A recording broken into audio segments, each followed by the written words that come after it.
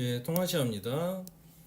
동아시아 선사문화 전개 국가 발전. 동아시아에서는 어차피 여기 앞부분에서는 주로 선사시대에 대해서 선사시대면 신석기하고 청동기 시대 있잖아요.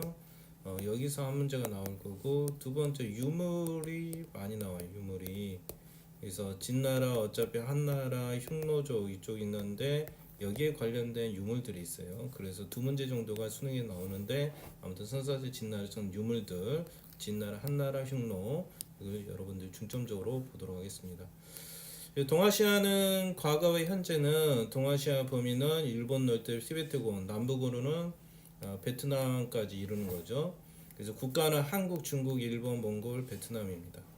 동아시아 학습의 필요성, 동아시아 당면과정 이해하고 해결방 모색한다. 요점은 객관적 기온 잡힌 과거 현재를 성찰하는 거예요.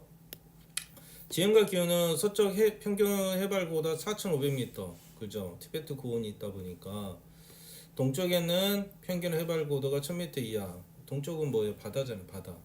또 계절풍 영향으로 겨울에는 춥고 건조한 날씨, 여름에는 덥고 습하다는 거. 냉대 기후는 한반도 북부나 일본 홋카이도 쪽이겠죠.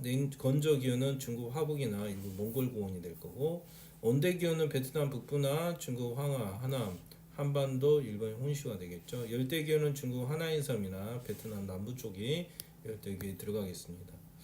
그래서 주로 만주 고원에는 유목을 주로 하죠. 연교차가 그만큼 크고 큰 대륙성 기후고 연평균 평균 강수량이 적어요. 한반도 북부 중부 하벌주 남부 만주 남부 일본 홋카이도 쪽은 방농사가 목축이고요. 벼농사 지역보다는 기온이 낮고 연평균 강수량이 적어서 주로 밭농사나 목축을 하는 거. 또 벼농사는 한반도 중남부 중국 하중 지역 일본 혼슈도 벼농사. 연평균 기온이 높이 연평균 강수량이 풍부합니다. 중국 하남 지역도 마찬가지고 일본 규슈 남부 베트남 벼농사. 특히 베트남은 이모작까지 할 정도죠. 또 반농사, 벼농사. 반농사는 작곡을 주로 하고 토양 유실과 지력이 감소하여 생산량이 낮고 벼농사는 다양한 농기구를 사용해서 벼농사 기술을 가진 집단의 이동으로 동아시아 전역에서 전파되고 있습니다. 그 다음 농경사회와 유목사회. 농경의 발전이 있죠. 반농사 기원전 8,000년에서 기원전 5,000, 7,500니까 화강한 교육에서 주로 조나 수수나 기장이나 콩 등을 재배한다.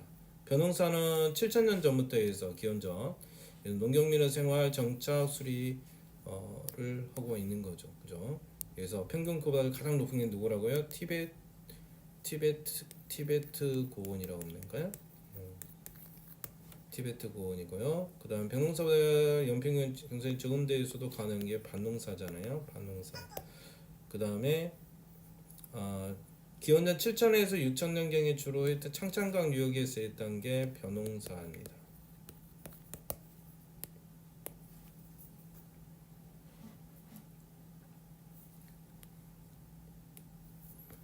그 다음 유목과 유목민 생활.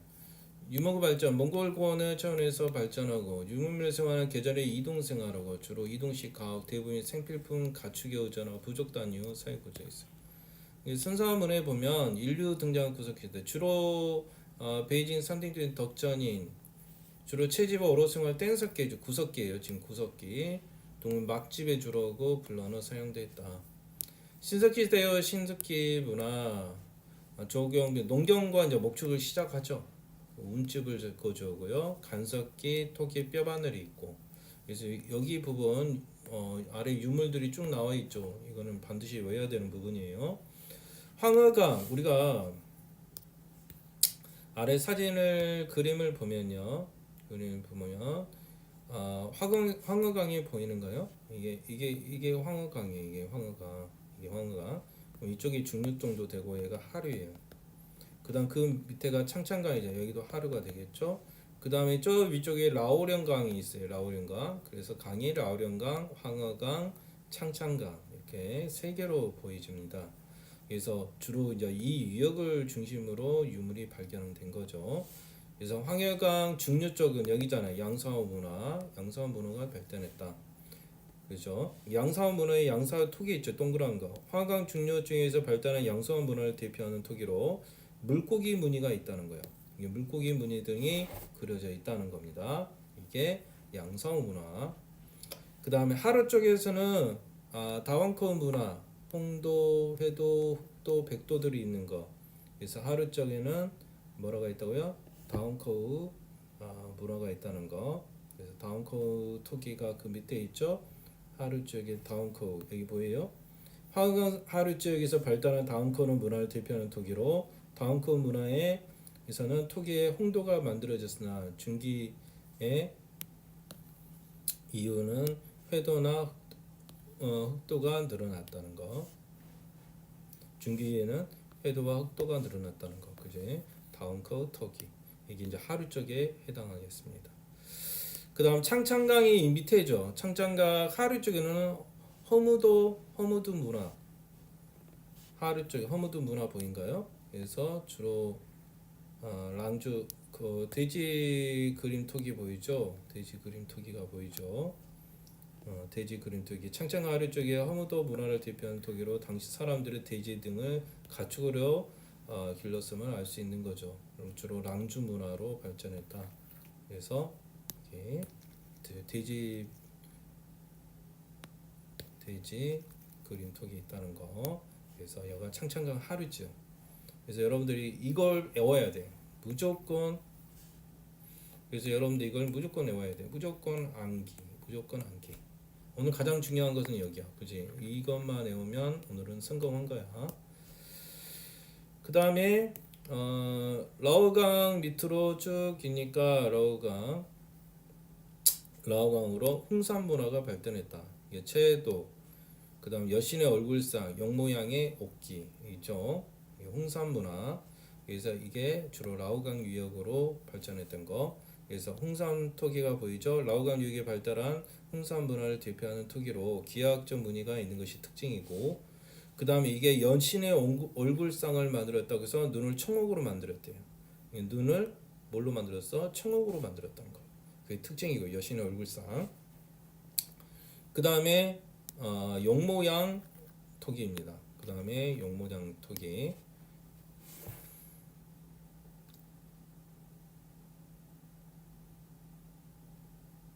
그 다음에가 용모양 옥기죠. 옥기. 그래서 용을 형상하는 옥기로 제작되었다는 겁니다. 그래서 용모양 옥기, 용을 형상하는 옥기가 제작되었다. 그래서 이런 부분이 라오랭강 있고요. 그 다음 여기서 이제 표에 없었던 내용들이 있죠. 한반도의 신석기 문화.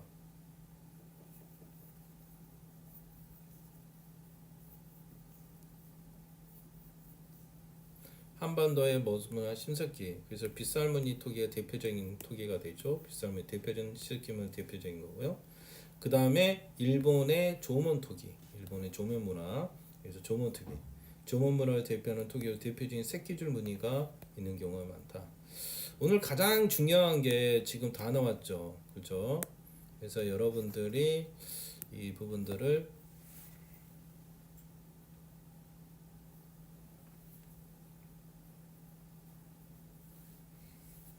반드시 암기해야 될 부분이고, 오른 잠깐 보면 구석기 시대의 사람들 중 동굴은 막집에 고져 있고, 신석기 황허강, 아까 황허강이 뭐예요?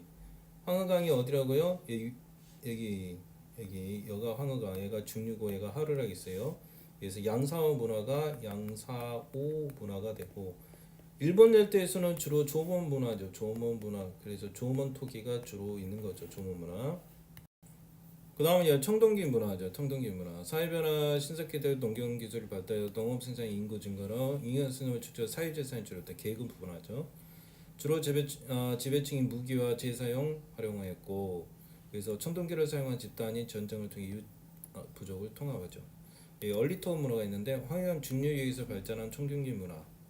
그래서 궁전이나 모란교류에 나오나 화왕제 관련된 거로 추정되는 거죠. 그 다음에 동아시아 청동기 문화는 중국대로 몽골, 만주, 한반도, 일본 열도 이렇게 나눠지잖아요. 그래서 얼리토 문화는 화강한 중류에서 화강한 얼리토 문화 초기 국가 단계로 발전한 것으로 추정되고, 상황제가 나오죠. 청동제 무기와 제기를 제작했다. 몽골은 주로 유라시아 초원 산림지대 발달, 청동 무기, 마구, 사슴돌, 판석묘들이 남기고요. 만주와 주로 한반도는 기원전 2000년경에서 1500년경 청동기가 등장하고 그다음 비파형 동검, 청동 거울, 반달 돌칼, 고운데 이것은 뭐 우리가 맨날 한국사에서 많이 봤던 거죠.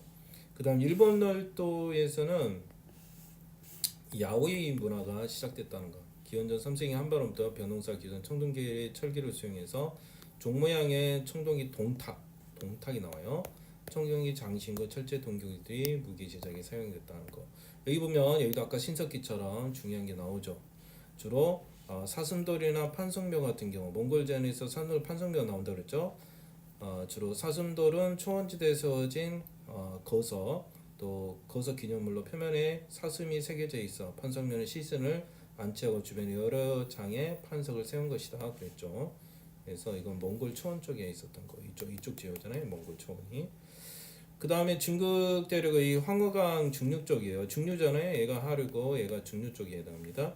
그래서 얼리토 문화 유물인 상의 네발소, 얼리토 문화 유물인 청동 술장과 상의 네발솥은 주로 제사의식과 사용된 것으로 추정된다는 거죠. 그 다음에 일본 열대인 게 아까 야오이 문화라고 했죠. 야오이 문화의 대표적인 게 이제 동탁도 나옵니다. 야오이 토기도 나오고 동탁. 야오이 토기와 종모양의 청동기 동탁인데 종모양 청동기는 주실적 용도로 주로 사용됐다는 거고 알 수 있고요. 만주나 한반도 쪽에서 주로 비파형 동검, 고인돌이 저장이 되겠죠. 그래서 고조선에 관련된 부분을 보여주고 있는 것입니다. 한번 두 문제 풀어봅니다. 기억을 지역에서 온 게 이게 바로 뭐예요? 조문문화, 조문토기예요. 조문토기. 조문문화를 대표하는 야오미를 대표하는 종모에게 동탁을 얘기하고 있습니다. 그래서 자료에서 대표하는 것은 주로 조문문화를 얘기하는 거죠. 조문문화가 주로 많이 지도에서 나온 것들이 그럼 어디예요? 조문문화가 결국 일본이잖아요. 일본 열도를 얘기하는 거죠. 그래서 우리가 다시 한번 정리하면 황허강 중류 지역을 주로는 주로 양사화 문화, 라오강이 여기잖아요. 그죠? 이쪽이죠. 이게 여기가 황허강이고 얘가 라오강, 그다음에 이게 창창강 그렇게 되는 거죠.